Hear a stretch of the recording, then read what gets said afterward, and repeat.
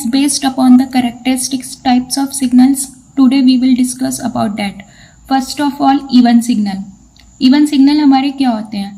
If यदि हमारा जो सिग्नल है x of t, उसका हमारा टाइम रिवर्सल अगर हम करें, if both are equal then the signal is said to be the even signal. Suppose हमारा कोई xt सिग्नल है जो कि हमारा -2 से 2 के बीच में है. एक हमारी रेक्टेंगुलर पल्स है जहाँ पर कि सपोज उसका एम्पलीट्यूड 1 है. इफ़ हम उसका टाइम रिवर्सल करते हैं तो हमारा क्या होएगा, जो -2 पे है वो वाला टाइम इंस्टेंट 2 पे चला जाएगा और 2 वाला -2 पर. हम इसकी टाइम की नेगेटिव ले लेंगे. अगर आपको देखना है कि हम टाइम रिवर्सल कैसे निकालते हैं तो मैंने डिस्क्रिप्शन बॉक्स में लिंक अटैच कर दिया, आप वहाँ से देख सकते हैं. सो वी सी कि हमारा x of t and x of -t both are the equal. So we say that these two are the even signal. अब हमारा की पॉइंट की हम कैसे पहचानेंगे कि हमारा कोई सिग्नल इवन सिग्नल है या फिर नहीं. If mirror image is the same, और या फिर हम ये बोल सकते हैं कि symmetrical about the y axis, then it is said to be the even signal. ये हमारी दो ही हमारी आइडेंटिफिकेशन है ये देखने के लिए कि हमारा सिग्नल इवन सिग्नल है या फिर नहीं. नेक्स्ट हमारी प्रॉपर्टी आती है. नेक्स्ट हमारी प्रॉपर्टी क्या आती है, area under the curve of even signal is twice of that of one side. That इज कि हमारा जो एरिया है -2 से 2, इसकी विड्थ कितनी हो गई 4, एम्पलीट्यूड 1, तो एरिया कितना हो गया 4. अगर हम इसका एरिया वन साइडेड निकालें या फॉर एग्जांपल यदि हम 0 से 2 के लिए अपना एरिया निकालें तो वहाँ पर क्या होगा 2 × 1. सो इसका एरिया क्या हुआ 2.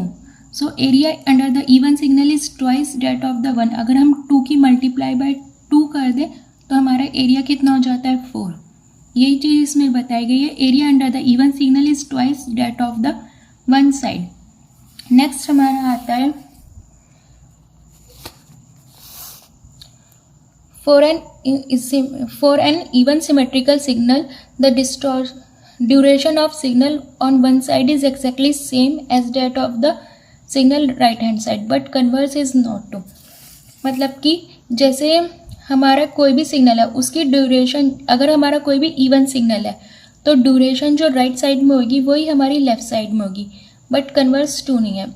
जैसे कि हमारा जो हमने एग्जाम्पल लिया था ये वाला, इसमें हमारी राइट साइड में क्या थी, ड्यूरेशन 0 to 2 थी और लेफ्ट साइड में 0 to -2. विथ कितनी हो गई 2. ओके, तो जो हमारी राइट साइड में ड्यूरेशन थी वही जो ड्यूरेशन है हमारी लेफ्ट साइड में. इसी तरीके से हमारा ये एक सिग्नल है, इसकी भी जो हमारी ड्यूरेशन है वो बोथ साइड में सेम है, 0 to 2 एंड 0 to -2. यदि विथ देखें तो विथ क्या आ रही है हमारी 2 and 2. लेकिन ये जो हमारा सिग्नल है ये इवन सिग्नल नहीं है, बिकॉज इसका लेफ़्ट साइड एरिया और राइट साइड एरिया इक्वल नहीं है. हमारे लेफ़्ट साइड में क्या बन रहा है, एक ट्रायंगुलर बन रहा है, तो ट्रायंगुलर का एरिया क्या होता है 1/2 × 1 हाइट इंटू विथ. तो हाइट कितना हुई, इसका एम्पलीट्यूड कितना है 1. देन इसकी विथ कितनी है 2, तो एरिया कितना हो गया लेफ्ट साइड का 1, राइट साइड का एरिया 2 × 1, तो राइट साइड का एरिया कितना हो गया 2. Hence both the area are not same, so these are the not the even signal. क्योंकि यहाँ पे हमारा जो एरिया है वो इक्वल नहीं हो रहा, तो ये हमारा इवन सिग्नल नहीं है.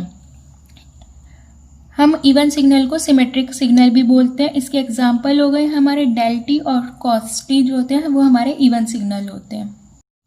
नेक्स्ट हमारा आता है ऑड सिग्नल. ऑड सिग्नल क्या होता है, if signal x of t is equal to the negative of the time reversal signal then it is said to be the odd signal. Means हम अपने सिग्नल का time reversal करें और उसके amplitude को नेगेटिव कर दें, then if both the signal original signal and the reversal and then उसका नेगेटिव ये दोनों हमारे इक्वल होते हैं तो हमारा सिग्नल क्या होता है ऑड सिग्नल. मैंने x of t एक सिग्नम फंक्शन लिया. सिग्नम फंक्शन क्या होता है, फॉर t ग्रेटर देन 0 इसकी वैल्यू 1 होती है and for t less than 0 इसकी वैल्यू -1 होती है. इफ़ अगर आप देखना चाहते हैं इस सिग्नम फंक्शन के पूरे डिटेल्स तो आप देख सकते हैं, डिस्क्रिप्शन बॉक्स में लिंक दिया हुआ है, आप डायरेक्ट जाके वहाँ से देख सकते हैं. देन हम क्या करेंगे, इसका माइनस मतलब कि रिवर्सल करेंगे. सो जो राइट साइड में वैल्यू है वो लेफ़्ट साइड चली जाएगी और जो लेफ़्ट साइड वाली वैल्यू है वो राइट साइड में. तो -1 क्या हुआ, हमारा राइट साइड में आ गया और 1 लेफ्ट साइड में।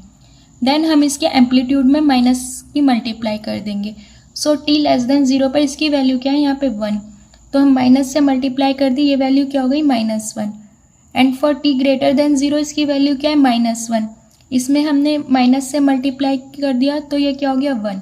सो signal xt and the minus of x of -t, first graph और थर्ड ग्राफ इक्वल है, so the signal is said to be the odd signal. Then हमारा आता है की पॉइंट। की पॉइंट मतलब कि आपको कुछ ट्रिक्स बताई जाती हैं। देन जो हमारा ऑड सिग्नल होता है वो सिमेट्रिक अबाउट ओरिजिन होता है। कैसे, जो हमारा फर्स्ट क्वाड्रेंट है और थर्ड क्वाड्रेंट है वो इक्वल होंगे, मतलब कि इक्वल शो होंगे, और सेकंड और फोर्थ इक्वल शो होंगे। जैसे कि आप x ऑफ t में भी देख सकते हैं कि यहाँ पर एक हमारा 1 और एक, अगर हम यहाँ पे देखें तो यहाँ पे एक पल्स जा रही है -1 की, और सेकंड और फोर्थ क्वाड्रेंट में कुछ भी नहीं है, तो वो दोनों सेम है। Area under the odd signal is always 0। Odd जो सिग्नल होता है उसका एरिया 0 होता है।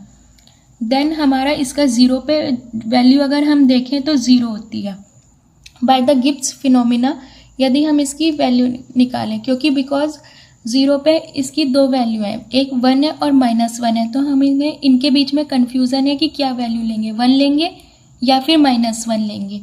तो by the Gibbs phenomena we can find the value at the discontinuity. तो before the discontinuity value and after the discontinuity value हम दोनों का एवरेज लेते हैं। तो 1 एंड -1 डिवाइड बाय 2 क्या हो गया 0। So the value is 0। अब हमारा कोई भी जो सिग्नल होता है उसको हम as the summation of the odd and even signal लिख सकते हैं। तो x of t equal to xet plus xot। xet हमारा इवन सिग्नल को डिनोट करता है और xot हमारा ऑड सिग्नल को डिनोट करता है। इवन सिग्नल को यदि हम अपना x ऑफ t की फॉर्म में लिखना चाहें तो कैसे लिख सकते हैं, xe of t equal to 1/2 summation of x of t and the time reversal of x of t। If we want to denote x of not t, मतलब कि ऑड सिग्नल को if we want to represent in the form of x of t, then how we can write, we can subtract both the signal x of t and the time reversal of the x of t and then divide by 2. So these are the two form how we can write our signal, even signal and odd signal in the form of the xt.